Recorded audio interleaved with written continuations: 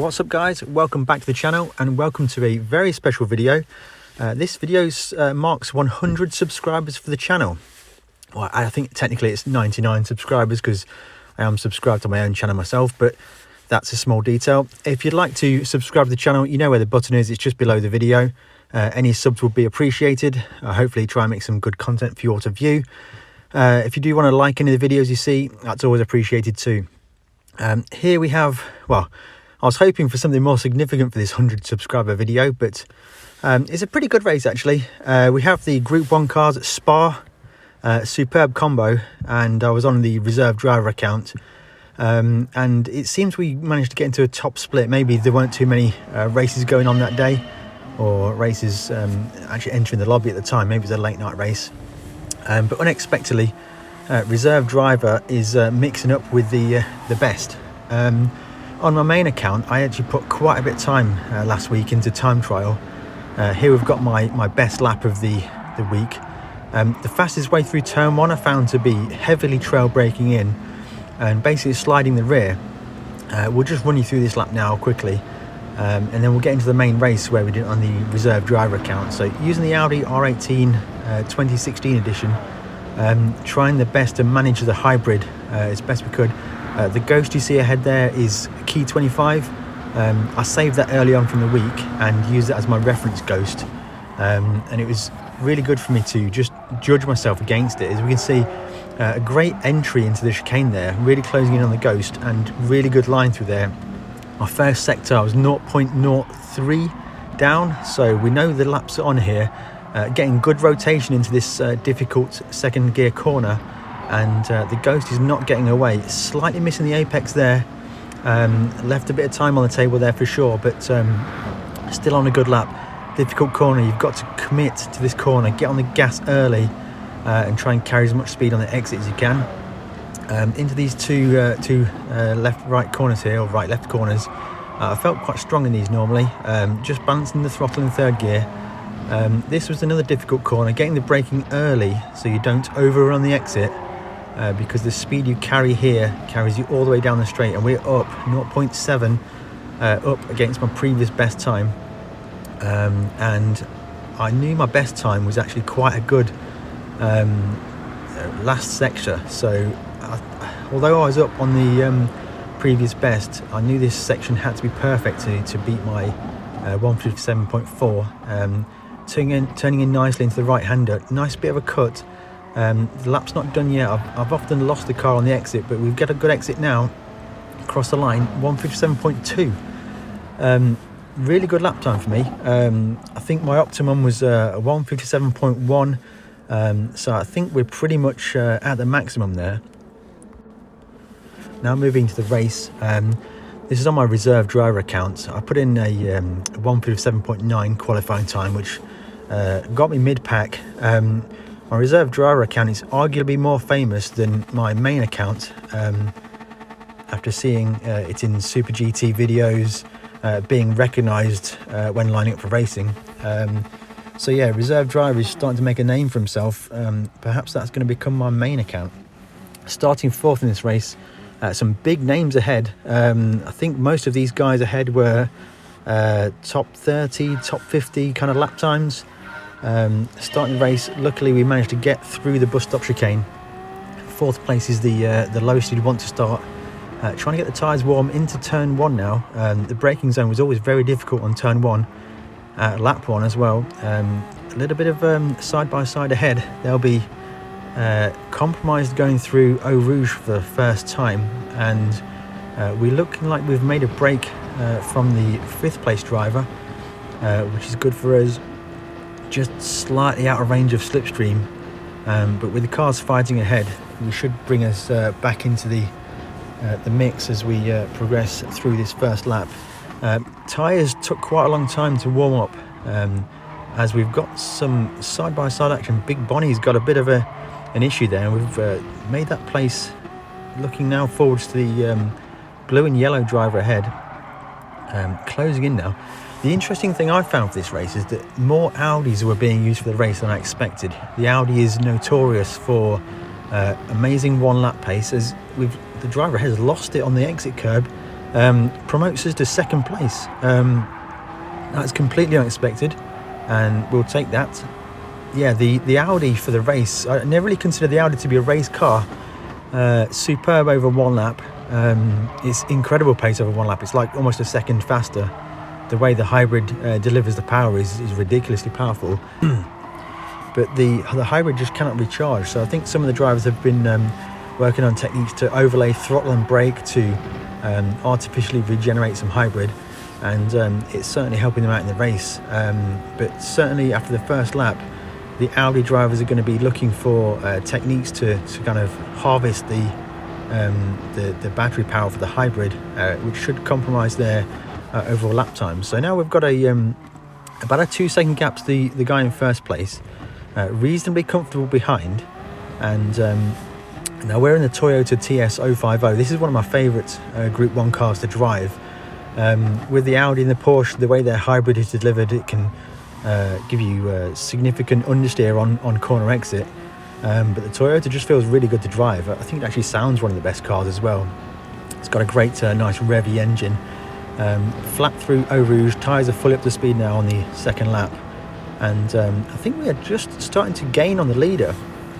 Reserve driver in his first top split race seems to be performing, so we're doing a really good job here. Spotting the braking point is just on the cones for me.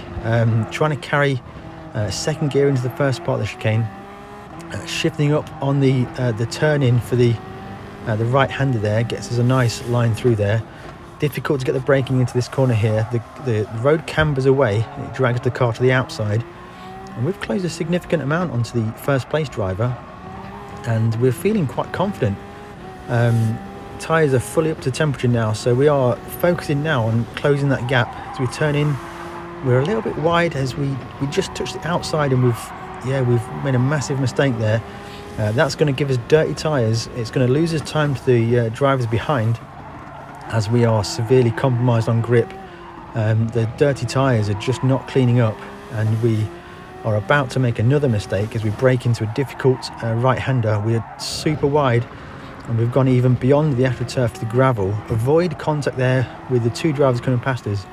I think we're going to lose another place here as another Audi goes by us, the Swiss driver, and I think by now the tyres should be back up to racing temperature again, as we need to consolidate our position and try and make a push forwards. Braking very carefully into the bus stop chicane, not confident in the car just yet after its off-track excursion, and now we look to close the gap on the drivers ahead again. They're battling ahead, so that should play into our hands as we are heavy on the brakes, closing up massively onto the Audi ahead, the black Audi. Here you'll see a difference in hybrid. Audi has run out of hybrid. We look to the outside, which we can't make. We have to back out of that one, but we'll remember that for next time. The door was a little bit closed on me there, as we are now in the slipstream. This is where the hybrid for all the cars stops. I think over 150 miles an hour the hybrid doesn't work anymore, and the Audi shows its pace. Even in the slipstream, we're not really gaining. Again, the Swiss driver closes my line off. All of these things, I'll file them in my mind. If someone races me fair, I'll be very fair in return. I like to be a very fair driver. I would never ever bump or barge anybody. That's my baseline level of combat when it comes to racing people. As we progress through the races, and as I race with the car, the more aggressive they are towards my car, I'll basically ramp up my aggression to match their driving style. So you'll never expect to dive from me. If you've never hit me, bumped me, blocked past me, then you don't expect any block pass in return. But if you're going to start racing harder, then expect the same in return. So we've had a bit of a hard racing with the Swiss guy ahead. We've lost a bit of time actually, but now we just need to find our rhythm. Not really concerned about the drivers behind. We know we can race forwards as we close in through these fast corners flat out in the Group 1 cars. Not really a problem. Braking just after the line for me, getting it down to first gear, slight miss of the apex there. using the steering a lot to get the car rotated. Bit of a slide on the exit, but we've got it gathered up and we are making progress forwards now. I expect the Audi to be suffering on hybrid power as we come down the hill going towards Eau Rouge. Looks like the gap is slightly coming down. We should be solidly in the slipstream of the Swiss driver ahead. And looking even further down the road, we've still not lost touch with the leaders, only about 6 seconds ahead as we're closing and closing. This moment in time we need to be careful on the brakes, showing a bit of a nose just to distract maybe if he's looking back at all. Distraction tactics work incredibly well to try and gain the positions. We've got threaded it nicely through the chicane there, closing in, maybe a little deep on the brakes there. I think we've just about got it stopped, and we are closing into the back of the black Audi and becoming very threatening. A little bit too much curb there. I think we smashed into a few bollards, but we've managed to get away with it. In qualifying and sometimes in the race, you can actually spin on those bollards if you get a bit of contact. Out to the very edge of the track again, flirting with danger as we did in lap 2, and we are now still trying to look to close to the Swiss driver. We're not really making much progress. We do seem to be stretching the gap to the German driver behind. And we've managed to get a nice little apex there and onto the back section, or the back full section of the full speed section of the track here. This is where the Toyota suffers a bit. Once we're up to the higher speeds, the Audi can stretch its legs. But I think as we try and get a solid braking zone and a good turn into the final chicane, as we again barely connect with that apex, but we've closed in quite nicely on the Audi driver. Our hybrid power will help us down this start-finish straight, and then exiting the next corner. We are very close on the back door, right under the gearbox of the Audi ahead. Our hybrid power has absolutely kicked in as we're going to go side by side through Eau Rouge. Strong moves last time as we make that move happen. It looks like a bit of side-to-side contact. The Swiss driver seems to have come off a lot worse, as I was saying before. Potentially, if I've not had any interaction with that driver before, I would have backed out of that manoeuvre. But after a few robust defences from him earlier in the race, I'll just ramp up my level of aggression in my overtaking, and we stuck it to the inside and made that move work through Eau Rouge. No penalty given for either driver, so Gran Turismo thinks that's a fair move. I'll take that. We know how the penalty system is recently. It will give penalties for almost nothing. Looking forward now, we've got the Belgian driver ahead. We are looking to try and close that gap. Skipping forward to lap number 9, exiting Eau Rouge now.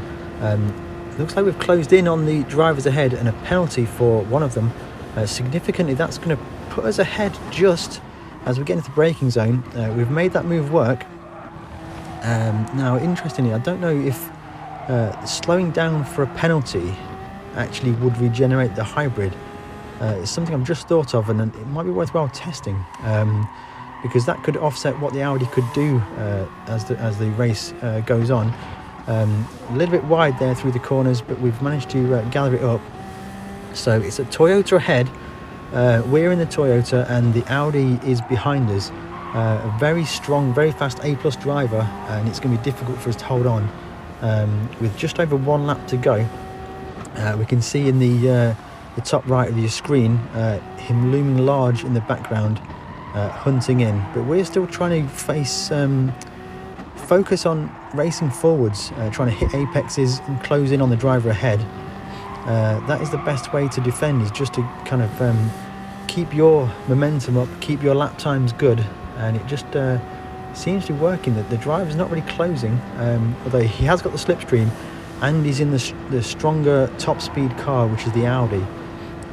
As we get into the bus stop for the penultimate time, shout out to Loopy there for the famous penultimate word. It's one of his favourite words. It is a great word, actually.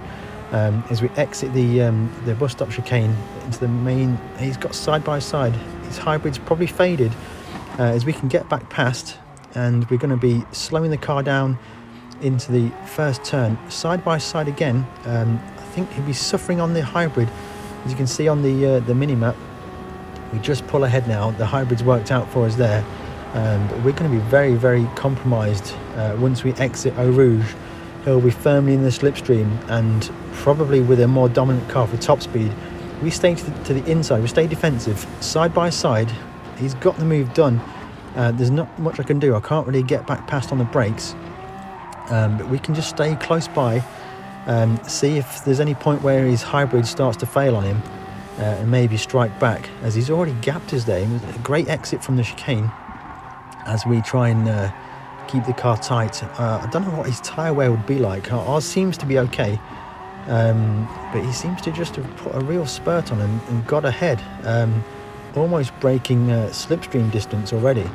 Fast driver in that car. We know that from his driver rating and also his qualifying time. So I don't think there's a lot we can do now to finish the race ahead of the driver. Perhaps some mistakes. Maybe we're closing in a little bit now. The hybrid on that Audi may be fading, as hopefully we can take some advantage here. Hopefully be firm in the slipstream for the final run into the bus stop chicane, but I think we are too far away. I don't think we're going to have much to do to finish this race, so it's looking like a 4th place for us as the reserve driver in our 100 subscriber special edition video. If you've liked the video, drop a like. If you want to see more content, get subscribed to the channel. I always enjoy making great racing videos. I enjoy racing you out there on the track. And there we come home, 4th place. Really solid finish there for reserve driver, actually.